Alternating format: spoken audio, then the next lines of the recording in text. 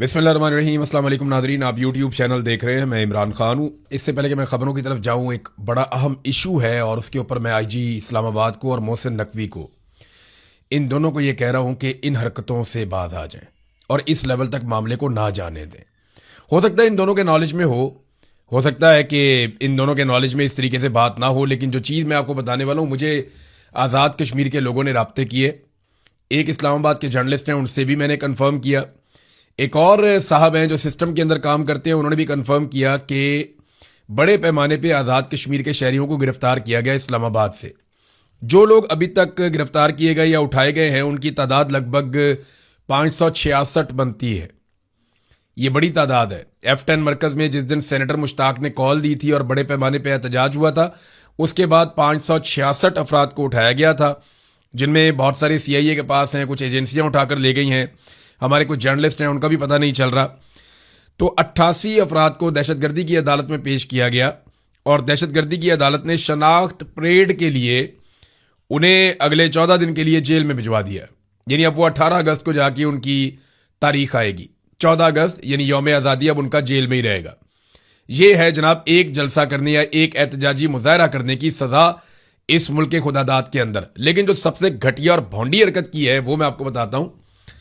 17 खवातीन हैं, जिनमें से 10 को उठाया गया था F10 मरकज से, जहां पे वो एहतजाज कर रही थी। और इसके अलावा कुछ और खवातीन हैं, लड़कियां हैं, जो यहां पढ़ती हैं, इस्लामाबाद में पढ़ने के लिए, काम करने के लिए वहां पे रहती हैं। तो 17 लड़कियों को उठाकर एक फार्म हाउस पे कैद कर दिया गया है। और ये फार्म हाउस जो है वो एक SHO की मलकियत है। ये इंफॉर्मेशन मुझे मिली पाकिस्तान में से। तो इस्लामाबाद में एक फार्म हाउस है और वहां पे वो एक SHO की मलकियत है, एक छोटा फार्म हाउस है। वहां पे 17 खवातीन को रखा गया है, क्योंकि देखिए खवातीन का एक ही पुलिस स्टेशन है इस्लामाबाद में। अगर वहां पे रखेंगे तो वो बैलफ पड़ेगा, जब बैलफ पड़ेगा तो खवातीन को आज़ाद करवा लिया जाएगा। तो इन्होंने खवातीन को भी गैर कानूनी तौर पर अलग जगहों पर रखना शुरू कर दिया है, कानून से बाहर। तो मैं ये बता रहा हूं और वार्निंग देकर कह रहा हूं कि इन चीजों का बड़ा सख्त रद्द-ए-अमल आएगा। आपको आइडिया ही नहीं है, कश्मीरी जो है वो बड़े गयूर पाकिस्तानी हैं, बड़े गयूर कश्मीरी हैं, बड़े गैरतमंद लोग हैं। बल्कि हर पाकिस्तानी गैरतमंद है, कोई भी इस बात को बर्दाश्त नहीं करता कि आप 17 खवातीन को उठाएं और उठाकर उनको प्राइवेट जगह पे जाके रख दें और उनको आप किसी अदालत में भी पेश ना करें। तो फौरी तौर पर अली नासर रिजवी को चाहिए कि जो भी हो इन 17 खवातीन को फौरी तौर पे अदालत में पेश करवाया जाए, या इन्हें जहां पे कैद किया गया है वहां से बाजियाब करके इनके घरों को भिजवाया जाए। ये बड़ी बड़ी सख्त ज्यादती है। और मैं आपको फिर कह रहा हूं कि जिन लोगों ने मुझे फोन किया और मैं 2 लोग तकरीबन रोने वाले हुए थे, उनकी बहुत बुरी हालत थी। वो ये कह रहे थे कि देखें हमारे साथ इतना बड़ा जुल्म हो रहा है, और एक SHO है, एक पुलिस वाला है, उसका फार्म हाउस है, वहां पर 17 खवातीन को कैद किया हुआ है। बड़ा अनफॉर्चुनेट है। फौरन इसके ऊपर एक्शन होना चाहिए। नंबर 1, पेशावर में पाकिस्तान तहरीक इंसाफ जो है उसने जलसे की तैयारियां अपने आखिरी मराहिल में उनकी पहुंच गई हैं। और कल जलसा है, यानी 5 तारीख को वहां पे जलसा है। 5 तारीख को इमरान खान साहब को जेल में 3 साल मुकम्मल होने वाले। कल मैं आपको बताऊंगा कि इमरान खान ने कैसी जेल काटी और बाकी सब ने कैसी जेल काटी, कितना फ़र्क है इमरान खान की जेल में और बाकी लोगों की जेल में। बहरहाल जो वज़ीर आला खैबर पख्तूनख्वा है या पाकिस्तान तहरीक इंसाफ है, उन्होंने इसको सेमीफाइनल करार दिया। वो ये कहते हैं जलसा जो है ये सेमीफाइनल है, हम इसमें 10 लाख लोगों को इकट्ठा करेंगे और उसके बाद फिर हम फाइनल में जाएंगे, और इमरान खान साहब की रिहाई के बगैर हम वापस नहीं आएंगे। सोहेल आफरीदी ने बहुत बड़े बड़े दावे किए हैं, जुनैद अकबर ने बहुत बड़े बड़े दावे किए हैं, और अब उनकी बारी है कि वो अपने दावों को सच साबित करें। लेकिन बैरिस्टर गौहर से आप कभी भी कोई उम्मीद ना रख सकते हैं, ना उन्हें अकाउंटेबल कर सकते हैं, क्योंकि उन्हें इमरान खान साहब ने पार्टी का चेयरमैन बनाया था इसलिए ताकि वो गिरफ्तार ही ना हो। इमरान खान साहब को पता था सारी पार्टी भी गिरफ्तार हो जाएगी, ये बंदा गिरफ्तार नहीं होगा, इसलिए इमरान खान साहब ने उन्हें पार्टी का चेयरमैन बना दिया। तो वो ये जानते थे। सलमान अकरम राजा साहब एक कानूनी आदमी हैं और उन्होंने सारी जिंदगी आइन, कानून और इन चीज़ों में गुजारी है। वो पॉलिटिकल जद्दोजहद के बारे में वो उस तरह से नहीं जानते, ना उनका वो तजर्बा है, ना वो इतने पुराने हैं। तो असल जो मलबा पड़ेगा वो पॉलिटिकल लोगों के ऊपर पड़ेगा, जो इस वक्त असेंबलियों में भी बैठे हुए हैं, सेनेट में भी बैठे हुए हैं, और जिनको इमरान खान साहब ने बड़े ओहदे दिए हुए हैं खैबर पख्तूनख्वा में, खास तौर पे जहां पे उनकी हुकूमत है। तो अब 10 लाख आदमी इकट्ठा होता है या नहीं होता, कल के दिन में ये पता चल जाता है। जिस तरह अलीमा खानम के लिए लोग निकले हैं, उससे देख के तो लगता है कि बहुत बड़ा एक इज्तिमा हो जाएगा और बहुत बड़ा एक जलसा हो जाएगा। लेकिन अगर वाकई जो वो करना चाह रहे हैं वो कर पाए और खैबर पख्तूनख्वा की आवाम को इकट्ठा कर पाए, तो फिर ये एस्टेब्लिशमेंट के लिए मुश्किलात में इजाफा ही होगा, कोई आसानी उनके लिए नहीं बनेगी। अलीमा खानम ने कुछ बयान दिए, मैं आपके सामने रखता हूं, क्योंकि ये गई थी मियाँ वाली। उस हवाले से उन्होंने कहा जी हम बगैर इतला के मियाँ वाली पहुंचे थे, अगर इतला देते तो इस्तकबाल के लिए आने वालों को चश्मा बैराज से ही उठा लेते। जो कारकुन निकले उनको भी पुलिस ने उठा लिया। लायामल यह है कि लोग तैयार रहें, लोग बहुत गुस्से में हैं, जहां से गुजरते हैं लोग सड़कों पर निकल आते हैं। हमने 4 जगहों पर रुकना होता है, 14 जगहों पर हमें रुकना पड़ता है। ये जो तासुर दे रहे थे कि लोग नहीं निकलते, हमने देखा कि लोग निकलने के लिए तैयार हैं और लोग जिदोजहद के लिए भी तैयार हैं। अब एक और बात अलीमा खानम ने कही कि क्या पंजाब कोई दूसरा मुल्क है?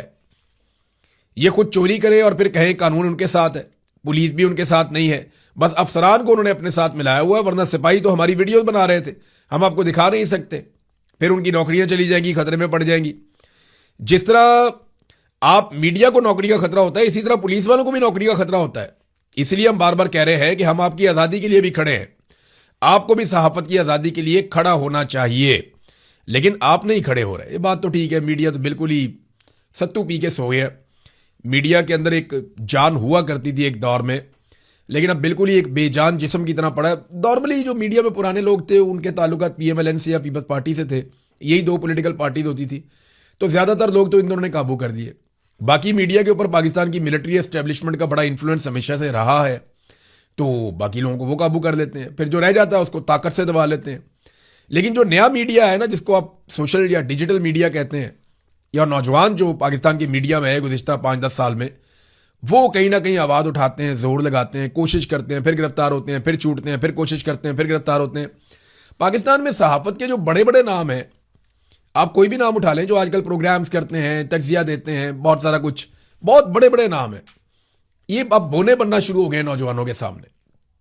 इकबाल ने कहा था ना कि जवानों को पीरों का उस्ताद कर, ये आ गया वो दौर। ये हमारे बड़े बड़े नाम सहाफत के, जिन्होंने बड़े बड़े प्रोग्राम्स किए हैं, बड़े बड़े कॉलम्स लिखे हैं, बड़े नामवर शख्सियात वो रहे हैं, उनके पास लफाजी तो खूब है, लेकिन जिद्दोजहद के अंदर, अमली सहाफत के अंदर वो नौजवानों से बहुत पीछे रह गए। हमारे नौजवान जो है वो ना सिर्फ खुलकर बोलते हैं, बल्कि वो जेलें भी काटते हैं, वो कैदे भी काटते हैं, वो तशद्दुद भी बर्दाश्त करते हैं, जाली मुकदमात भी बर्दाश्त करते हैं, फिर बाहर आते हैं, फिर दोबारा लड़ते हैं, ताज़ा दम होकर लड़ते हैं। तो माजी में अगर कोई सहाफ़ी कभी एक आध दफ़ा भी गिरफ्तार हो जाता था ना, तो उसको सर पे उठा लिया जाता था और अगले 10-20 साल उसके यूं ही गुजर जाते थे कि देखे मैंने कितनी बड़ी कुर्बानी दी।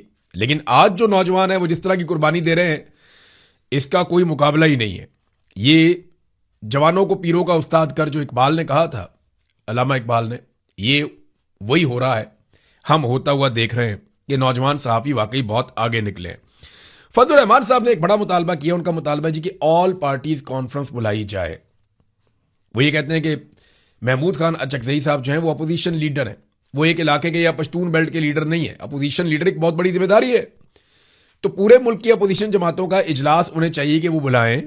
अगर वो नहीं कर सकते तो फिर हम अपनी जमात को कहते हैं हम बुला लेते हैं, फजलुर रहमान ने कहा।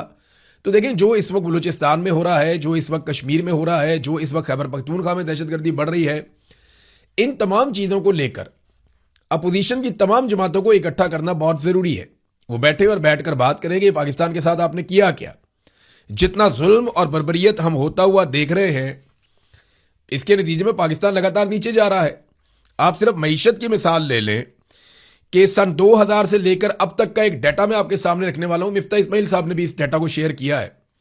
ये सन 2000 में परवेज मुशर्रफ पाकिस्तान का स्याह और सफ़ेद का मालिक था। आज 25 साल के बाद सूरत हाल क्या है वो देख लें आप। सन 2000 में हर पाकिस्तानी की जो फीकस आमदन थी, यानी एक पाकिस्तानी जितना पैसा पूरे साल में एवरेज कमाता था सन 2000 में, वो $2880 थी। उस वक्त भारत के अंदर जो है वो 2010 यानी पाकिस्तान से बहुत कम, बांग्लादेश के अंदर 1628 यानी उससे भी बहुत ज़्यादा कम, और ये पाकिस्तान के अंदर पाकिस्तानी जो है वो भारतीय शहरियों से और बांग्लादेशी शहरियों से ज़्यादा पैसा बनाते थे। 2880 पर मुकाबला 210 और 1620। और एक जो पाकिस्तानी है वो एक भारतीय से कितना ज़्यादा खुशहाल था सन 2000 में? 43% ज़्यादा। और बांग्लादेश से 77% ज़्यादा खुशहाल था हर पाकिस्तानी। और आज जो है वो पाकिस्तान की फीकस आमदन $6480 है, बांग्लादेश की जो पाकिस्तान से बहुत कम थी वो बढ़ के हो गई है $9,180, और भारत की जो पाकिस्तान से कम थी वो बढ़कर हो गई है $12,560। पहले पाकिस्तान की फीकस आमदन इनसे डबल हुआ करती थी और आज इनकी फीकस आमदन पाकिस्तान से डबल है। यानी पहले हर पाकिस्तानी ज्यादा पैसा बनाता था भारत और बांग्लादेश के मुकाबले में, और आज हर बांग्लादेश का शहरी या भारत का शहरी पाकिस्तानी शहरियों से ज्यादा पैसे बनाता है। और खुशहाली वाले इंडेक्स में अगर आप देखें तो पहले पाकिस्तानी बांग्लादेशियों से जो है वो 77% और भारतीयों से 43% ज्यादा खुशहाल थे, और आज जो हर भारतीय है वो पाकिस्तानी से 94% ज्यादा खुशहाल है, जबकि हर बांग्लादेशी जो है वो पाकिस्तानी से 42% ज्यादा खुशहाल है। 26 साल के अंदर हमने ये गंद मारा पाकिस्तान में, ये किया पाकिस्तान के साथ। इसमें जनाब हुकूमतें आई हैं, एक तो परवेज मुशर्रफ की हुकूमत थी, फिर नवाज शरीफ की एक पंजाब में हुकूमत आ गई और पीपल्स पार्टी को 5 साल मिले, फिर नून लीग को 5 साल मिले, फिर पीटीआई को 3 साल मिले, और उसके बाद से लेकर अब तक 5 साल से दोबारा नून लीग विराजमान है। यानी इसमें आप ये देख लें कि 8 साल आप मुशर्रफ के डाल लें और 10 साल आप नून लीग के डाल लें और लगभग 10 साल ही आप पीपल्स पार्टी के डाल लें क्योंकि इन्होंने मिलकर इक़्तिदार के मजे लिए हैं, और 3 साल आप पीटीआई के डाल लें। तो जिम्मेदार तो फिर यही रवायती पॉलिटिकल पार्टी हुई ना। देखें मोहसिन नकवी के स्टेटमेंट के हक में जो वसीम अख्तर हैं एमक्यूएम के वो भी आ गए। यानी एमक्यूएम के लोगों ने कहा जनाब हम तो बहुत पहले से कह रहे हैं कि पाकिस्तान का सिस्टम कोलैप्स कर गया है और ये कोलैप्स ही है, हम 25 साल से आपको ये बता रहे हैं। नून लीग और पीपल्स पार्टी करप्ट जमाते हैं और पाकिस्तान बहुत पहले कोलैप्स कर गया था। तो ये वसीम अख्तर ने मोहसिन नकवी की बात की जो है वो तस्दीक की। यानी एमक्यूएम कम से कम, क्योंकि फौज की जमात है, वो जाकर खड़ी हो गई मोहसिन नकवी के साथ। और वैसे भी बिलावल ने टिक टॉक वो भी सुना दिया है कि जनाब टिक टॉक करके आपकी हुकूमत अब ख़त्म होने जा रही है और आप अब उल्टी गिनती शुरू करें। हालांकि ये टिकटॉक सिर्फ जूते पॉलिश करते हैं। एक दफ़ा टिकटॉक होती है एक पॉलिश, एक दफ़ा फिर टिकटॉक होती है एक और पॉलिश। तो ये बिलावल हो या मरियम हो, ये जूते ही पॉलिश करते रहे हैं, आइंदा भी ऐसा लगता है जूते ही पॉलिश करेंगे। तो क्योंकि हम मईशत की बात कर रहे थे तो मैं आपको ये बता देता हूं कि पाकिस्तान ने गुज़िश्ता 4 सालों में दुगने कर्जे कर लिए। जितना कर्जा पाकिस्तान बनने के बाद से अब तक लिया गया, गुज़िश्ता 4 सालों में आसिम मुनीर के दौर में उतना ही कर्जा दोबारा ले लिया गया, तो कर्जे दुगने हो गए। टैक्सेस जो है वो भी दुगने कर दिए गए। 4 साल में इतने टैक्सेस लिए गए आवाम से कि आपने रेवेन्यू इकट्ठा कर करके टैक्सेस आपने दुगने कर लिए, महंगाई भी आपने दुगनी कर दी। तरक्याती मनसूबे आपने, अच्छा जो पैसा आप इतना कमाते हैं, बहुत सारे आप टैक्सेस लेते हैं, बहुत सारे आप कर्जे लेते हैं, ये पैसा आप खर्च कहाँ करते हैं, कहाँ खर्च करना होता है? आप पाकिस्तान में तरक्याती मनसूबे लाएंगे, आवाम को सहूलियत देंगे, सब्सिडीज देंगे, यही है ना। सब्सिडीज भी खत्म कर दी और तरक्याती मनसूबे भी निहायत महदूद करके तकरीबन खत्म कर दिए। अब मुल्क में तरक्याती मनसूबे भी नहीं चल रहे, अवाम को सब्सिडीज भी नहीं दी जा रही, कर्जे दुगने हो गए हैं, टैक्सेस दुगने हो गए हैं, तो पैसा जा कहाँ रहा है? इसका जवाब कोई नहीं देता।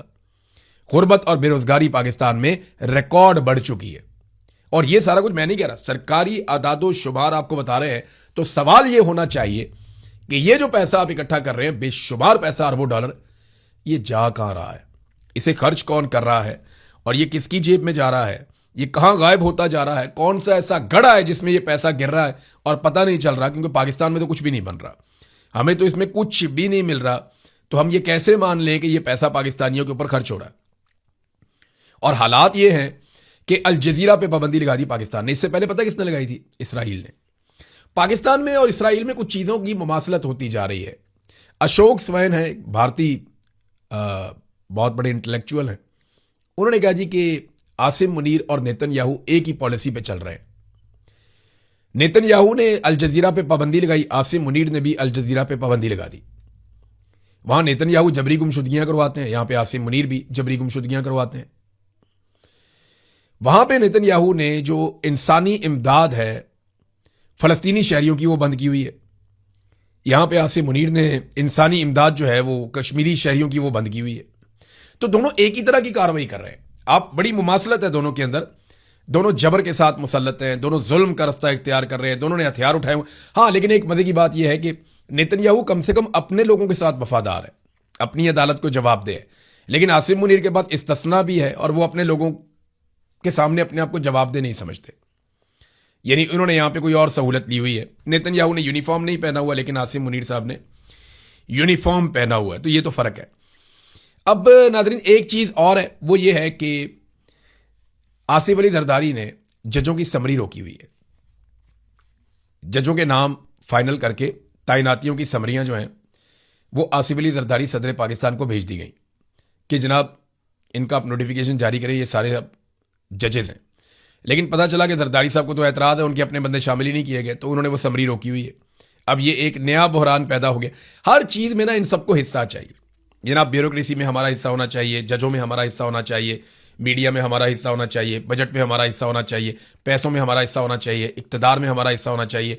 हर चीज़ में हमें हमारा हिस्सा मिलना चाहिए। अब वो हिस्से के चक्कर में ना पाकिस्तान के हिस्से बखड़े कर दिए। अब एक चीज़ जो ये बड़ी अच्छी कर रहे थे वो थी सालसी, कि जनाब हम सालसी कर रहे हैं अमेरिका और ईरान के बीच में। उसकी वजह से डोनाल्ड ट्रंप ने थोड़ा सा सर पे भी उठाया हुआ था पाकिस्तान की मिलिट्री एस्टेब्लिशमेंट की क़यादत को, यानी आसिम मुनीर को और शहबाज शरीफ को भी। तो अब ट्रंप के लिए मुश्किलात बढ़ गई हैं, क्योंकि जब मालिक के लिए मुश्किलात बढ़ेंगी तो मुलाजिम के लिए भी मुश्किलात बढ़ेंगी। ट्रंप के लिए मुश्किल ये है कि नवंबर में वहाँ पे मिड टर्म इलेक्शन आने वाले हैं और मिड टर्म इलेक्शन से पहले पहले डोनाल्ड ट्रंप को ये सारा रायता वापस उठाना है और ये सारी सूरत जो है इसको कंट्रोल करना है, इस गंद को समेटना है जो उसने फैला दिया है। तो ईरान के साथ हतमी लड़ाई करके वो जंगबंदी या किसी किस्म की वॉर ट्रॉफी कैसे हासिल करेंगे? देखें ना, अभी वो बात कर रहे हैं सिर्फ आबना हुर्मुज़ पे, हालांकि आबना हुर्मुज़ तो पहले से खुली हुई थी। जो ईरान के साथ बातचीत करनी थी या लड़ाई करनी थी वो करनी थी एटॉमिक एसेट्स के बारे में। जो एटमी मुआहदे में बात होनी थी वो आबना हुर्मुज़ के मुआहदे तक पहुंच गई है, जो पहले तो खुला हुआ था। लेकिन ईरान को समझ आ गई कि वो इसको एक स्ट्रेटेजिक एसेट के तौर पे कंट्रोल रख सकता है, कि जब भी दुनिया उस पर अटैक करेगी वो इसको जगह को इस्तेमाल करेगा अपने मफाद के लिए और दुनिया को यहां पे तंग करेगा। तो ईरान की हिकमत अमली काम कर गई और वो उसके ऊपर बैठ गया आके। अब वो कहते जी उस पर हमने मुआहदा करना है। तो डोनाल्ड ट्रंप को ऐसा क्या मिलेगा कि वो पॉलिटिकली थोड़ा सा वापस रिवाइव हो जाए? मुझे कुछ नहीं लगता ऐसा, क्योंकि ओबामा को तो उसामा दे दिया था ना पाकिस्तान ने। जब ओबामा को इलेक्शन में मुश्किलात पेश आ रही थी और मकबूलियत कम हुई थी तो पाकिस्तान ने ओबामा को उसामा दे दिया था मई 2011 में। तो उससे ओबामा को बहुत फायदा पहुंचा था, पॉलिटिकली बहुत फायदा पहुंचा था। तो डोनाल्ड ट्रंप को हम क्या फायदा दे सकते हैं इसके बारे में भी कोई आइडिया नहीं है। लेकिन रॉयटर्स को अमेरिका की 3 अहम तरीन शख्सियात ने एक बात बताई और उन्होंने कहा जी कि अमेरिका अपने जो बेहतरीन लॉन्ग रेंज मिसाइल्स हैं, जिनको चाइना के साथ अगर कभी कोई लड़ाई होती तो उनको इस्तेमाल किया जा सकता था, उन मिसाइल्स के बहुत बड़े जखीरे को तकरीबन खत्म कर चुका है। ये 3 अहम तरीन अमरीकी शख्सियात ने कहा, जबकि व्हाइट हाउस इसकी तरदीद करता रहा, बार बार करता रहा। लेकिन अहम तरीन अमरीकी शख्सियात ने रॉयटर्स को यह बात बताई है। तो डोनाल्ड ट्रंप ने आज मंगल वाले दिन तक का आखिरी एक मौका दिया है ईरान को और उसका उन्होंने ऐलान किया है कि जनाब ईरान हर हाल में अब हथियार डाले और हमारे साथ वो मुआहदा करे जो हम चाहते हैं। लेकिन दूसरी तरफ अमेरिका के अंदर तजियाकार ये कह रहे हैं कि अगर ईरान, यमन, इराक के अंदर जो सपोर्टर हैं ईरान के वो भी और हिजबुल्लाह ये मिलकर रिटेलिएट करते हैं तो अमेरिका के लिए बहुत बड़ी शर्मिंदगी हो जाएगी और ये एक ऐसी लड़ाई है जिसमें अमेरिका यकतरफा तौर पे फतह का ऐलान नहीं कर सकता। बड़ी प्रॉब्लम है डोनाल्ड ट्रंप के लिए। तो अब तक के लिए इतने ही। अपना ख्याल रखिएगा, अपने इस चैनल का भी। अल्लाह हाफ़िज़।